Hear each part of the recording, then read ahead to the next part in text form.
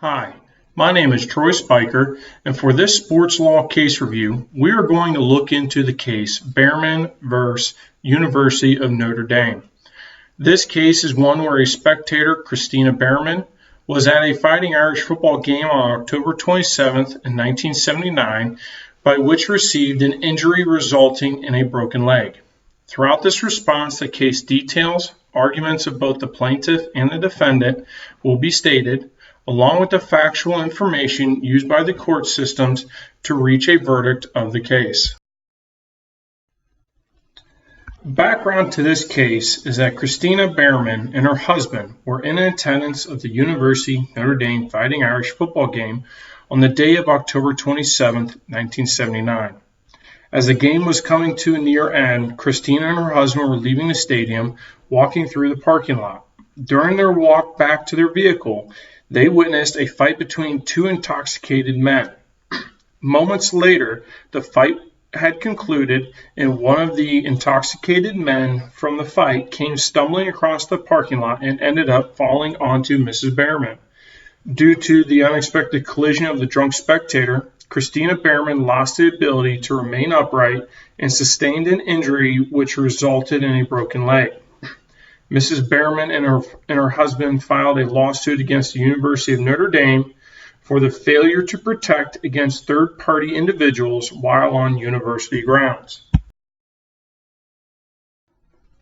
The plaintiff, Christina Behrman, her argument for this case is that she is considered an invitee for business of the University of Notre Dame, for she was spectating at a sporting event on the grounds and facilities owned by the university.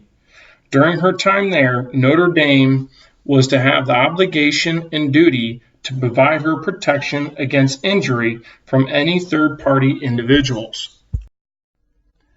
For the defendant, the University of Notre Dame, their argument against Mrs. Behrman's lawsuit is that the university was not responsible for the actions of a third-party individual due to the lack of knowledge or unforeseen reason for endangerment. Materials that were utilized by the court system to aid in the verdict of this case were reviewed as the general law, restatement of torts, as well as a history of alcohol consumption at sporting events for the University of Notre Dame. According to the general law, it states the operator to a place where public function or entertainment occurs is to hold the responsibility of providing safety to invitees throughout their stay on owned grounds and while traveling in and out of facilities. According to Section 344, Section F, of the 1965 Restatement of Torts, it states under duty of police premises. Since the possessor is not an insurer of the visitor's safety, he is ordinarily under no duty to exercise any care until he knows or has reason to know that the acts of the third person are occurring or about to occur. He may, however, know or have reason to know from past experience that there is likelihood of conduct on the part of third persons in general which is likely to endanger the safety of the visitor, even though he has no reason to expect it on the part of any particular individual. If the place or character of his business or his past experience is such that he should reasonably anticipate careless or criminal conduct on the part of the third persons, either generally or at some particular time, he may be under a duty to take precautions against it and to provide a reasonably sufficient number of servants to afford a reasonable protection.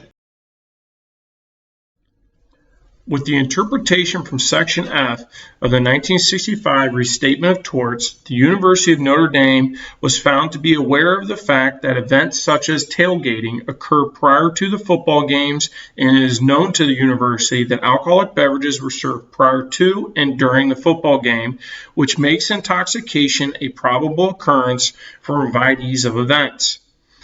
The court saw this as a known knowledge of the Notre Dame officials and thus making it the university's duty to provide protection to other invitees from third-party persons while on university grounds and while entering and leaving university facilities.